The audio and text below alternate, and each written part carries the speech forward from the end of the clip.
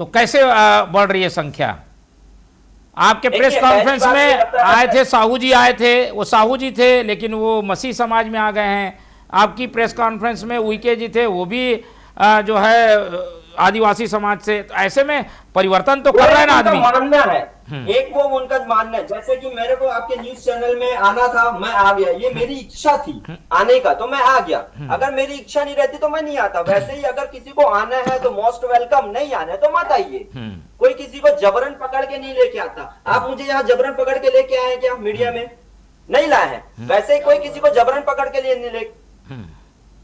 ठीक है, चलिए, कोई जबरन तो नहीं करता, लेकिन इसको आप लोग साबित कैसे करेंगे चक्रवर्ती जी? साबित नहीं, इनको कंडिका 14 के बारे में बहुत आशंका है कि कंडिका 14 में ऐसा है कि जो व्यक्ति शिकायत करता है, शिकायत पाया जाएगा, उसकी जांच होगी कि सेवा के बदले सौदा हुआ है, तो वहाँ गिरफ्तारी होगी। तो ठीक है, उसमें तो इन्होंने सुप्रीम कोर्ट में याचिका दायर की है और हफ्ते 2 हफ्ते में सुप्रीम कोर्ट कहेगा कि क्या हो रहा है, क्या नहीं हो रहा है। और सुप्रीम कोर्ट को भी संज्ञान है कि बस्तर में किस प्रकार से सेवा के बदले सौदा हो रहा है, अंबिकापुर में किस प्रकार से सेवा के बदले सौदा हो रहा है, रायपुर के टिकरापारा से लेकर चंगोरा भाटा में चंगाई सभा के नाम पे किस प्रकार से सेवा के बदले सौदा हो रहा है। उसके बाद संस्कृति बदलाव के लिए होता है कि आप बिंदी मत लगाइए, चूड़ी मत पहनिए, अपना नाम लगाइए, लेकिन आप मंदिर में मत जाइए, है ना। सिख पंजाब में किस प्रकार से बहुतायत प्रकार से ये कर रहे हैं। तो ये जो धर्म परिवर्तन कर रहे हैं और उसके आड़ में इसके पीछे जो पैसा आ रहा है, बेल्जियम से पैसा आ रहा है, लंदन से पैसा आ रहा है, अमेरिका से पैसा आ रहा है और तमाम जर्मनी से पैसा आ रहा है। और उसके बाद सुन लीजिए रुबेन जी, थोड़ा सा सुन लीजिए, साहस रखिए।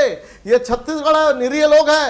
आप लोग जिस प्रकार से अत्याचार कर रहे हैं, हम चुपचाप मूक दर्शक बैठे हुए हैं, लेकिन ये जो अत्याचार होता है, ये जो आप अति कर रहे हैं, ये जो गरीबों के यहाँ जाकर जो सौदा कर रहे हैं, ऐसा करने से अभी आपको कानून भी रोकेगा। जैसे अनिल जी ने कहा, नियोगी कमीशन की रिपोर्ट आई, उसके बाद 1956 में, 1968 में कांग्रेस के शासनकाल में 68 में धर्म परिवर्तन कानून आया, लेकिन कानून में मोहन जी इतने सारे लकुने थे कि उसमें कोई साबित नहीं कर सकता था।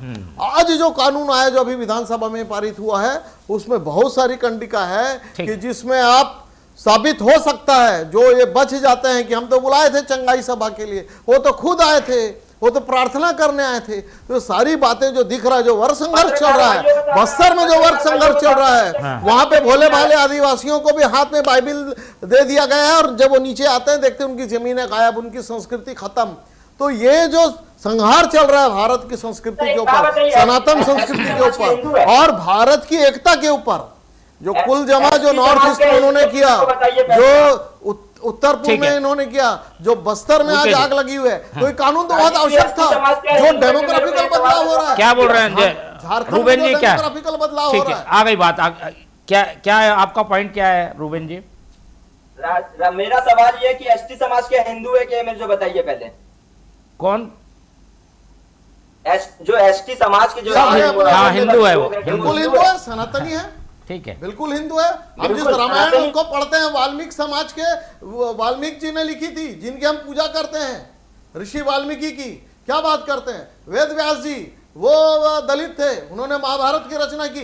आप ये बड़गलाते हैं कि सनातन धर्म में वर्ग भेद है, रंग भेद है। आपके यहाँ 25 फिरके हैं, सियोन चर्च अलग है, ऑर्थोडॉक्स चर्च अलग है, रोमन कैथोलिक अलग है, प्रोटेस्टियन अलग है। हम तो नहीं कहते कि ईसाई समाज में क्या लड़ाई हो रही है, हम तो नहीं कहते। आप लोग आकर यहाँ कहते पूजा मत करना, भगवान कृष्ण को विसर्जन कर दो, मसीह आएंगे, तो आप लोग संस्कृति का बदलाव करते हो। और मैं तो ये भी कहता हूँ कि पूरा बात आ गई।